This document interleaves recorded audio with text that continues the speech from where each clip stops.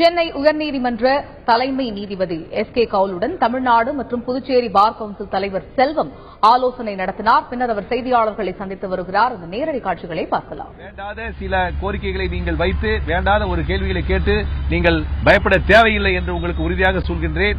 தலைமை நீதிபதி அவர்கள் எந்த ஒரு வழக்கறிஞர்கள் மீதும் இந்த விதியின்படி நிச்சயமாக இப்பொழுது நடவடிக்கை எடுக்கப்பட மாட்டாது என்று கூறியிருக்கின்றார்.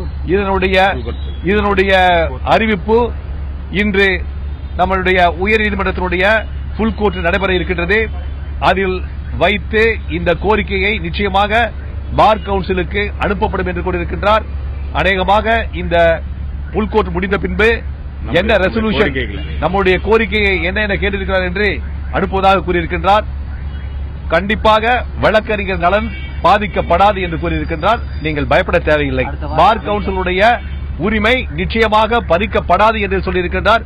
குறிப்பாக வழக்கறிஞர் மீது நடவடிக்கை எடுக்கக்கூடிய அந்த என்ரோல்மெண்ட் அண்ட் லைசன்ஸ் என்று சொல்லக்கூடிய அந்த சர்டிபிகேட்டை தமிழ்நாடு பார் கவுன்சில் தான் அதை கேன்சல் செய்ய முடியுமே தவிர வேற யாரும் செய்ய முடியாது. அதனால் நீங்கள் பயப்பட தேவையில்லை என்று நீதிபதி சொல்லியிருக்கின்றார்.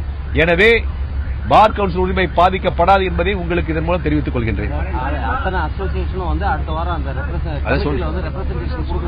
எல்லாருடைய பார் கவுன்சிலுடைய கோரிக்கையை ஏற்று தமிழகத்தில் உள்ள வழக்கறிஞர் சங்கங்கள் அனைவருமே அடுத்த வாரம் அந்த கமிட்டி ரூல் கமிட்டியை அடுத்த வாரம் கூட்டுவதாக சொல்லியிருக்கின்றார்.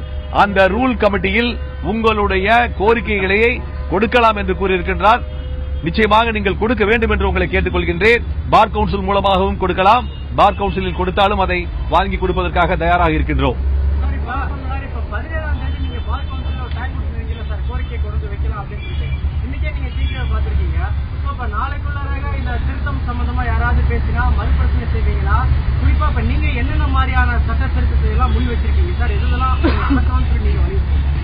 இல்ல, நாங்களுடைய பார் கவுன்சிலருடைய உறுப்பினருடைய கேட்டு நாங்க கொடுக்க ரெடியா இருக்கிறோம். அவங்க என்ன சொல்லிருக்காங்க, எல்லாத்தையுமே கமிட்டியில கொடுத்திருக்காங்க. வழக்கறிஞர் நலன் பாதிக்கப்படக்கூடாது, முக்கியமாக வழக்கறிஞர் நலன் பாதிக்கப்படாத அளவில், பார் கவுன்சிலுடைய உரிமையை பறிக்கப்படாத அளவில் என்னென்ன ஒரு அமெண்ட்மெண்ட் செய்ய முடியுமோ அதை அவர் செய்வதற்கு தயாராக இருக்கின்றார். நாங்களும் அதற்கு ஒத்துழைக்க தயாராக இருக்கின்றோம். அது நிறைய டிராட் பண்ணிருக்கோம். அது இண்டிவிஜுவலா சொல்ல முடியாது. நிறைய பண்ணிருக்கோம். அதான் பார் கவுன்சில் உரிமை எக்காலத்திலும் பறிக்கப்படக்கூடாது என்பது பார் கவுன்சிலுடைய கோரிக்கையாக இருக்கின்றது.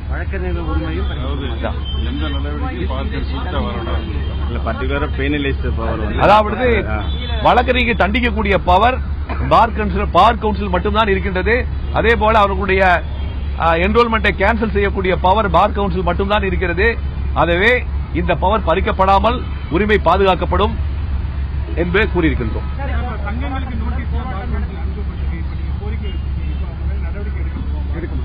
இல்ல, வழக்கறிஞர் சங்கங்களுக்கு அனுப்பப்பட்ட நோட்டீஸ் அவங்க பதில் கொடுக்கறாங்க, பதில் கொடுத்துட்டு இருக்காங்க. வழக்கறிஞர்கள் அநேகமாக இனிமேல் எந்த ஒரு போராட்டம் செய்ய மாட்டார்கள். ஏன்னா அவங்களுடைய கோரிக்கை நிறைவேறுவதற்கான வாய்ப்புகள் வந்துவிட்டது. இன்றைய தினம் கூட இந்த முடிவதற்கான வாய்ப்புகள் இருக்கின்றது. எனவே வழக்கறிஞர்கள் கோர்ட்டுக்கு செல்கின்றார்கள். அவர்களுடைய பதிலை நாங்கள் மறுபரிசீலனை செய்வதாக இருக்கின்றோம்.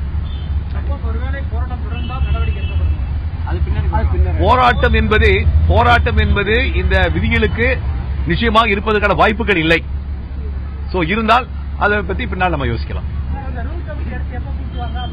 அடுத்த வாரம், ஒரு வாரத்தில் கூட்டுவதாக கூறியிருக்கின்றார். ரூல் கமிட்டி ஒரு வாரத்தில் கூட்டுவதாக கூறியிருக்கின்றார். எனவே அந்த ரூல் கமிட்டியில் நாங்கள் அப்பீர் ஆவதற்காக ஆயத்தங்கள் இருக்கின்றது.